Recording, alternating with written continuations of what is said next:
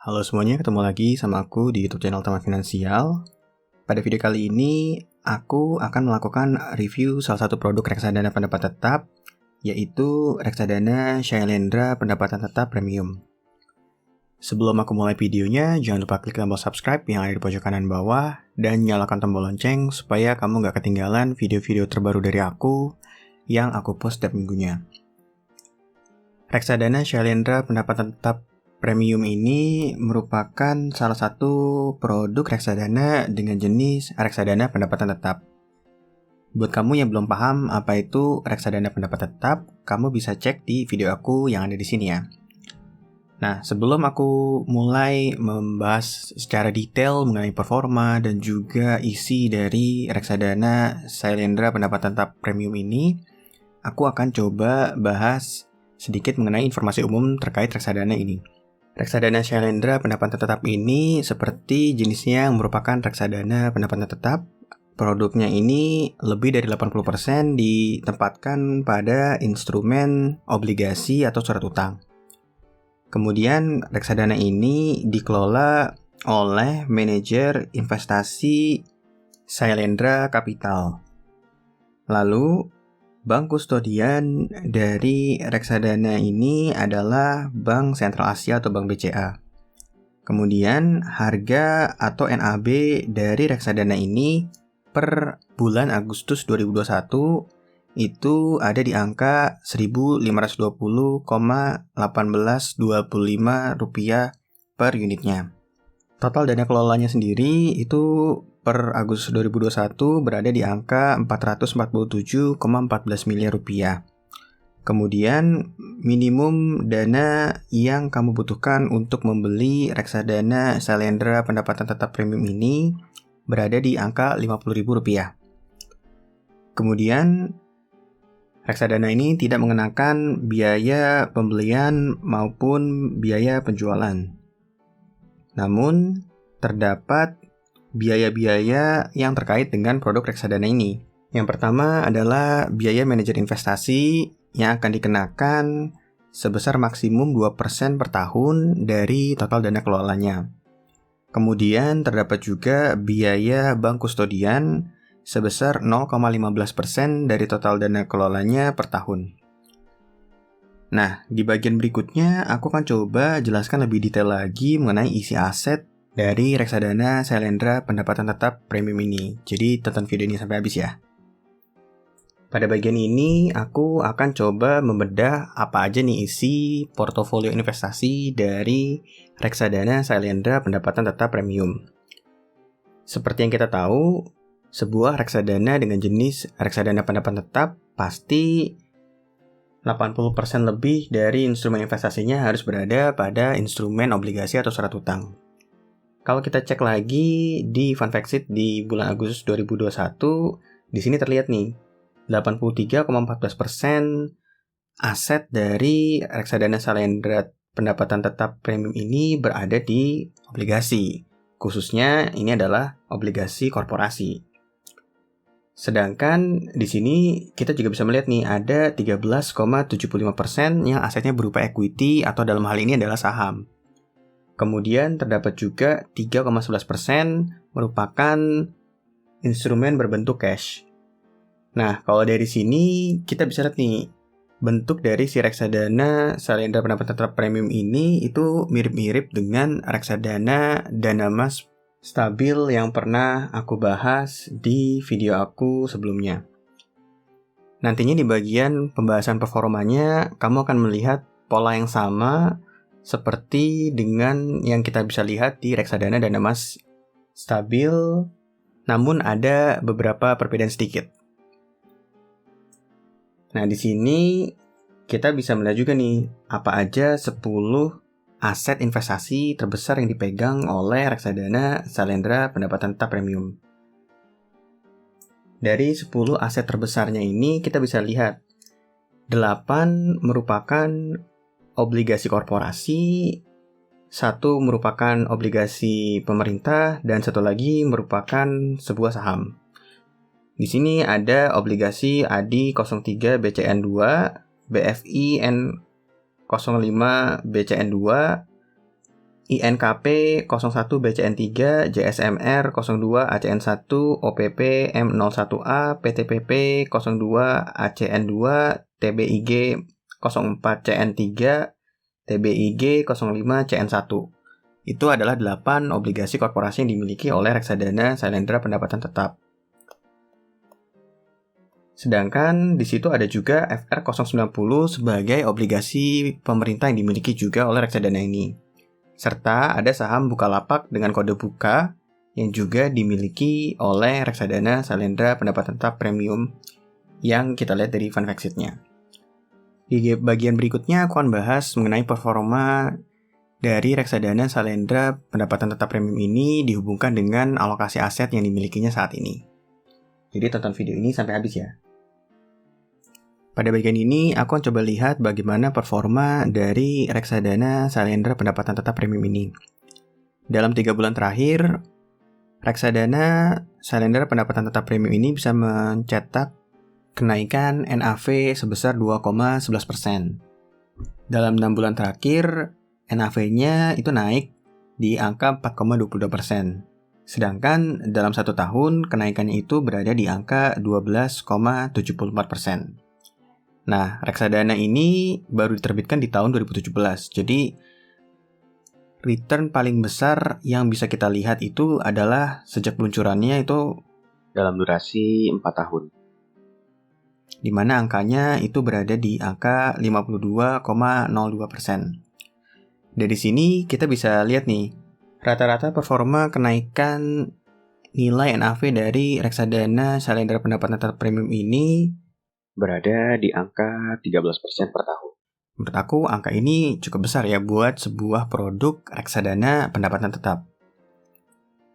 Kemudian kalau kita lihat grafik dari reksadana Sailendra Pendapatan Tetap Premium ini, kita juga bisa melihat kesamaan pola dari apa yang bisa kita lihat dari reksadana dana emas stabil, di mana grafik kenaikannya ini cenderung stabil gitu ya. Jadi kalau kita lihat selama 3 tahun ini, grafik perkembangan NAV dari reksadana Sailendra Pendapatan Tetap Premium ini itu cenderung untuk naik, di mana kenaikan yang agak stabil ini biasanya mayoritas portofolionya ini diisi oleh obligasi korporasi, sehingga membuat pergerakan NAB dari reksadana Sailendra Pendapatan Tetap Premium ini itu cenderung untuk naik.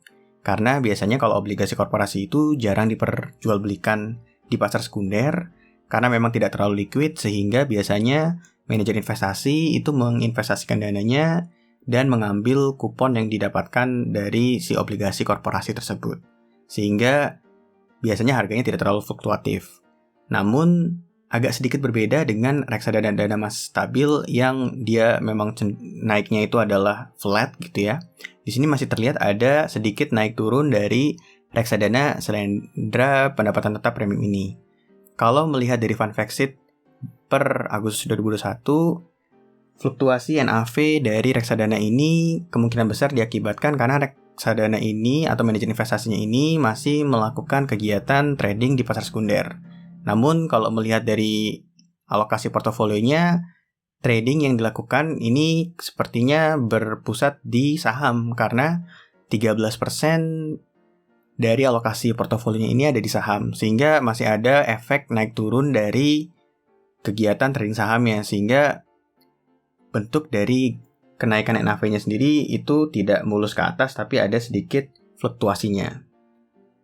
Nah, kemudian aku sedikit mau komentar nih. Di fund fact sheet per Agustus 2021, ternyata saham Buka atau Bukalapak itu menjadi salah satu top 10 portofolio investasi yang dipegang oleh reksadana Sailendra Pendapatan Tetap ini.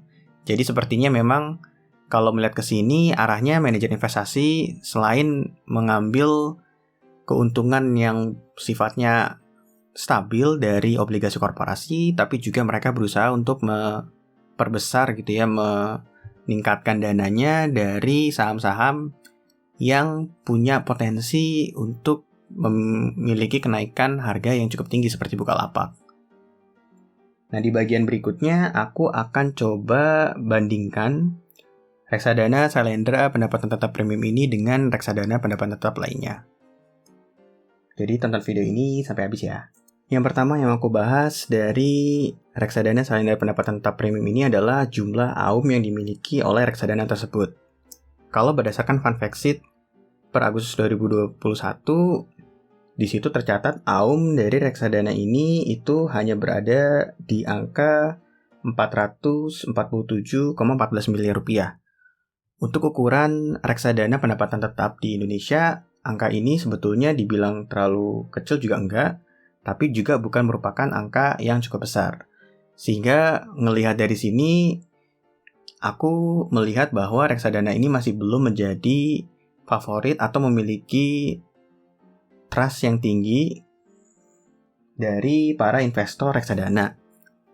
Kalau kita bandingkan juga dari reksadana pendapatan tetap yang dijual di platform Bareksa, di sini terlihat juga nih, reksadana Salendra pendapatan tetap belum memiliki atau berada di ranking di luar 10 besar. Jadi memang secara besaran dana kelola, reksadana ini sebetulnya tidak terlalu besar dan memang tidak terlalu dipercaya oleh banyak investor reksadana. Kemudian kalau misalkan kita lihat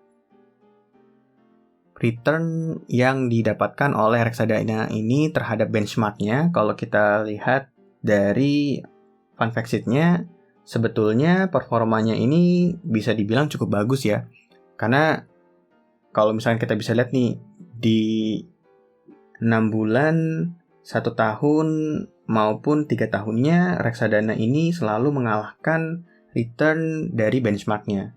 Bahkan return dalam 1 tahun dan 3 tahunnya itu bahkan melebihi 2 kali lipat dari benchmarknya. Sehingga sebetulnya secara return produk ini bukan produk yang jelek juga karena dia bisa selalu secara konsisten mengalahkan benchmarknya. Selama alokasi portofolionya masih seperti sekarang di mana mayoritas itu berada di obligasi korporasi dan manajer investasi tidak melakukan trading atau mengambil posisi equity atau saham yang cukup banyak, aku rasa sih performanya akan masih cukup stabil seperti sekarang.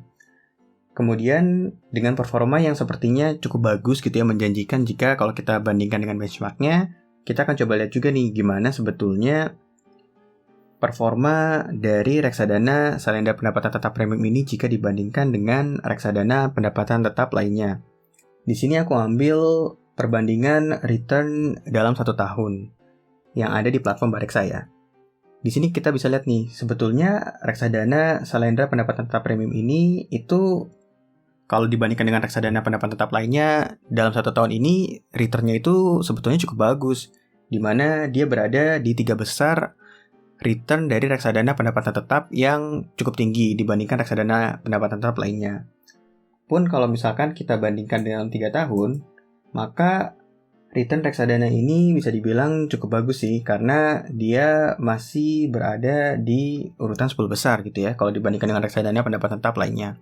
Jadi sebetulnya kalau dalam jangka 3 tahun, returnnya itu masih belum setinggi reksadana pendapatan tetap lainnya, tapi melihat dari return 1 tahunnya, sepertinya memang ada potensi dari reksadana ini untuk bisa menjadi salah satu leading dari reksadana pendapatan tetap.